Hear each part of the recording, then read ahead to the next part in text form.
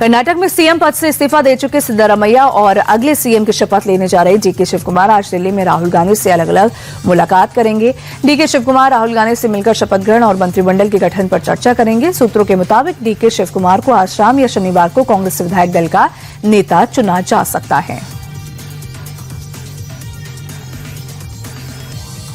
DK Shivkumar ने शपथ ग्रहण के लिए अपने ज्योतिषी से 3 तारीखें मांगी है। राहुल गांधी और प्रियंका गांधी की उपलब्धता के अनुसार इनमें से कोई एक तारीख शपथ ग्रहण के लिए तय की जाएगी। कर्नाटक के 8 मंत्री केजे जॉर्ज, बी सुरेश, संतोष लाड, सतीश जारकीहोली, प्रियांक खड़गे, महादेवप्पा और यतीन्द्र भी दिल्ली में हैं। माना जा रहा है कि राहुल गांधी के साथ मंत्रिमंडल के गठन पर चर्चा होगी। सूत्रों के मुताबिक डीके शिवकुमार मंत्रिमंडल में 15 से 20 नए चेहरे शामिल कर सकते हैं। सिद्धारमैया आज सिर्फ राहुल गांधी से मुलाकात करेंगे। उन्होंने कांग्रेस अध्यक्ष मल्लिकार्जुन खड़गे से कोई समय नहीं मांगा। हालांकि ये भी खबर है कि सिद्धारमैया सोनिया गांधी से भी मुलाकात कर सकते हैं। राहुल गांधी से मुलाकात के दौरान पार्टी में उनके अगले रोल पर चर्चा हो सकती है। कर्नाटक में सिद्धारमैया के इस्तीफे के बाद बीजेपी ने राहुल गांधी पर निशाना साधा और उन्हें ओबीसी विरोधी करार दिया।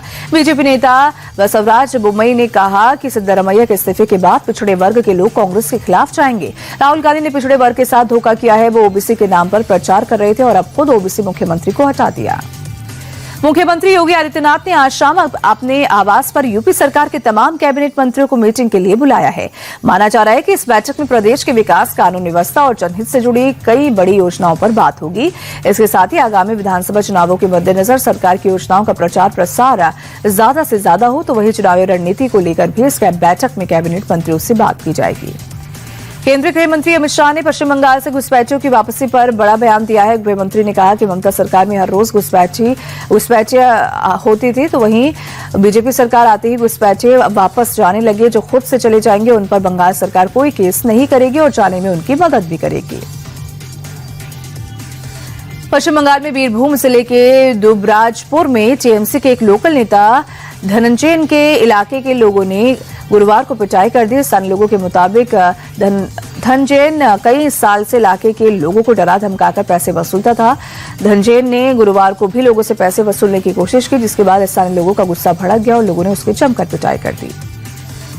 दिल्ली के हौज खास में एक रिटायर्ड आईएएस अफसर की दम घुटने से मौत हो गई और बताया जा रहा है कि बीती रात करीब 11:15 बजे पूर्व आईएएस अफसर धर्मेंद्र कुमार के घर में एक एसी में ब्लास्ट के बाद आग लग गई और पूरे कमरे में धुआं भर गया। हादसे के वक्त कमरे में मौजूद पूर्व आईएएस और उनका बेटा धुएं की चपेट में आए। दोनों को अस्पताल ले जाया गया, जहां इलाज के दौरान पूर्व आईएएस धर्मेंद्र कुमार की मौत हो गई। मध्य प्रदेश के high profile Tushar death case में सीबीआई आज आरोपी सास और पूर्व जज गिरिबाला सिंह को कोर्ट में पेश कर रिमांड की मांग करेगी। सीबीआई ने गिरिबाला सिंह को बीती रात गिरफ्तार कर लिया। गिरिबाला सिंह के अग्रिम जमानत बुधवार की देर रात रद्द होने के बाद कल सीबीआई की टीम उनके घर पहुंची। तकरीबन 6.5 घंटे चली पूछताछ के बाद सीबीआई की टीम गिरिबाला सिंह को मौलाना आजाद राष्ट्रीय प्रौद्योगिकी संस्थान ले गई, जहां मेडिकल बोर्ड से चेकअप करवाने के बाद उन्हें गिरफ्तार कर लिया गया। जम्मू कश्मीर के राजौरी में सेना बड़े पैमाने पर सर्च ऑपरेशन चला रही है। राजौरी के जंगलों में आतंकवादियों की मौजूदगी की सूचना के बाद सेना के जवान अलर्ट पर हैं। जंगल में सुरक्षा बलों के जवान, पुलिस और सीआरपीएफ ज्वाइंट ऑपरेशन चला रही है। सर्च ऑपरेशन में हेलीकॉप्टर, ड्रोन, स्नीफर डॉग और पैरा कमांडो को भी शामिल किया गया है। यूपी के मथुरा में 2 पक्षों के बीच मारपीट के बाद हुई फायरिंग में करीब 8 लोग घायल हो गए। 4 लोग गोली लगने से घायल हो गए, जबकि 4 लोगों को मारपीट में चोट आई है। घायलों में एक की हालत गंभीर बनी हुई है। बताया जा रहा है कि परिक्रमा मार्ग पर भंडारा लगाने को लेकर विवाद बढ़ने पर जमकर पत्थरबाजी और मारपीट हुई। बाद में दोनों पक्षों की तरफ से ताबड़तोड़ फायरिंग शुरू हो गई। फायरिंग के बाद मौके पर पहुंची पुलिस की टीम ने हालात पर काबू पाया। यूपी के बाराबंकी में भीषण सड़क हादसे में एक ट्रक चालक की जिंदा जलकर मौत हो गई। हैदरगढ़ रेलवे क्रॉसिंग के पास ट्रक, कंटेनर और डंपर की आमने सामने टक्कर हो गई। दोनों गाड़ियों के परखच्चे उड़ गए। टक्कर के बाद दोनों गाड़ियों में आग लग गई। ट्रक और डंपर के हेल्पर निकलकर भागने में कामयाब रहे, जबकि ट्रक के अगले हिस्से में ड्राइवर के फंसे होने से जिंदा जलकर उनकी मौत हो गई।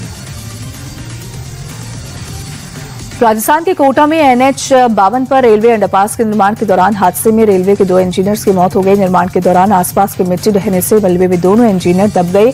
मौके पर मौजूद रेलवे के कर्मचारियों ने रेस्क्यू कर दोनों को बाहर निकाला, जिसमें एक की मौके पर ही मौत हो गई, जबकि दूसरा इंजीनियर इलाज के दौरान उन्होंने दम तोड़ दिया। मौके पर पहुंचे रेलवे अधिकारियों के मुताबिक हादसे की जांच की वजहों की जांच की जाएगी। महाराष्ट्र के नागपुर में खेत में बने कुएं में तेंदुआ गिर गया। गांव वालों ने वन विभाग की टीम को तेंदुए के गिरने की जानकारी दी। मौके पर पहुंचे वन विभाग की टीम ने कुएं में खाद डालकर रेस्क्यू ऑपरेशन शुरू किया। कड़ी मशक्कत के बाद तेंदुए को खाट के सहारे ऊपर लाया गया। खाट पर बैठा तेंदुआ पर जाल डालकर सुरक्षित रेस्क्यू को अंजाम दिया गया।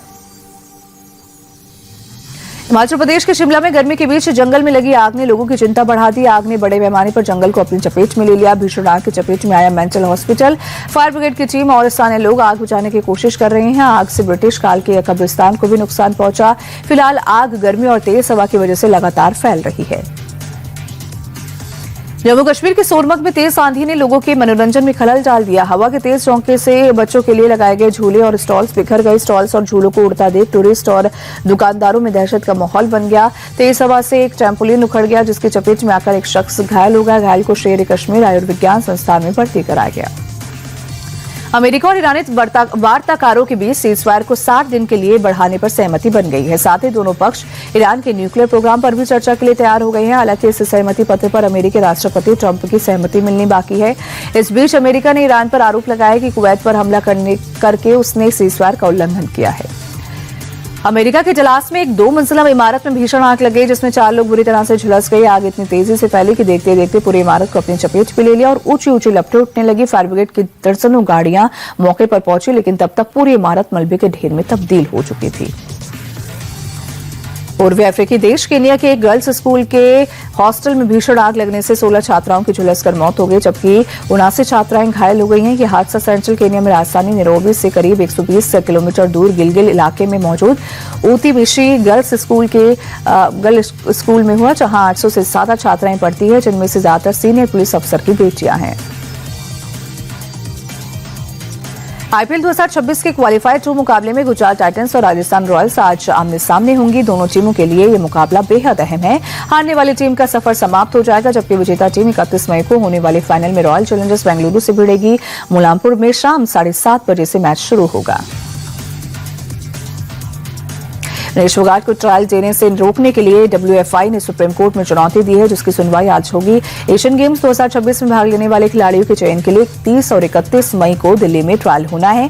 दिल्ली हाईकोर्ट ने 22 मई को दिए आदेश में दिनेश फोगाट को ट्रायल में भाग लेने की अनुमति दी थी। हाईकोर्ट ने पूरी प्रक्रिया की वीडियो रिकॉर्डिंग कराने के साथ SAI और IOA द्वारा नियुक्त पर्यवेक्षकों की निगरानी में ट्रायल कराने का आदेश भी दिया था। WFI ने हाईकोर्ट के फैसले को सुप्रीम कोर्ट में चुनौती दी है।